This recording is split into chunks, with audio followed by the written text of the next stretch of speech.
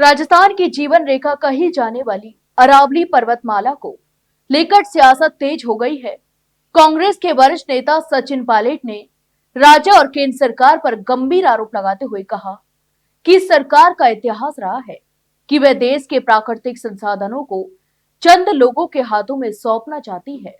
अरावली के मुद्दे पर बोलते हुए पायलट ने कहा कि सरकार झूठे आंकड़ों का जाल फैलाकर लोगों को भ्रमित कर रही है और झूठे आश्वासन भी दिए जा रहे हैं, जबकि जमीनी हकीकत इससे बिल्कुल अलग है।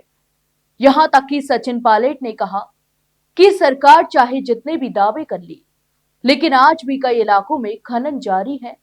अरावली को बचाने के नाम पर केवल बयानबाजी हो रही है। वास्तविकता में पर्वतमाला को कमजोर करने की कोशिशें की जा रही हैं।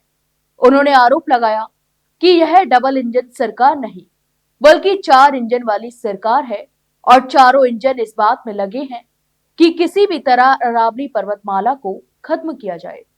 दरअसल जयपुर में एनएसयूआई की ओर से अरावली बचाओ अभियान के तहत रैली निकाली गई, जिसमें सचिन पायलट, एनएसयूआई के प्रदेश अध्यक्ष विनोद झाकड़ और कई कार्यकर्ता भी शामिल थे। यहां तक कि आपको बता दें कि पायलट के बेटे भी इस रैली में शामिल हुए और पैदल मार्च भी किया। इस रैली का मुख्य उद्देश्य अरावली बचाने को लेकर था। पायलट ने कहा कि अरावली केवल पहाड़ों की श्रृंखला नहीं है, बल्कि यह राजस्थान के पर्यावरण, जल स्तर और जीवन संतुलन की रीढ़ है। इसके कमजोर होने का सीधा असर पानी, खेती और जलवायु पर पड़ेगा। यहां तक कि पायलट ने आंकड़ों का हवाला देते हुए बताया कि राजस्थान में 20 मीटर से अधिक ऊंचाई वाली कुल 12,081 पहाड़ियां हैं। इनमें से केवल 1,048 पहाड़ियां ही 100 मीटर से ज्यादा ऊंची हैं। पायलट ने चेतावनी दी है, यदि सरकार द्वारा प्रस्तावित नए मानक लागू नहीं किए गए तो अरावली क्षेत्र की 90% से अधिक पहाड़ियां अपने संरक्षण का दर्जा खो देंगी। इसका सीधा मतलब यह होगा कि इन पहाड़ियों में खनन और अन्य गतिविधियों का रास्ता भी साफ हो जाएगा। उन्होंने कहा कि सरकार जानबूझकर परिभाषाओं और नियमों में बदलाव कर अरावली को कमजोर करना चाहती है, ताकि खनन माफियाओं को फायदा पहुंचाया सके।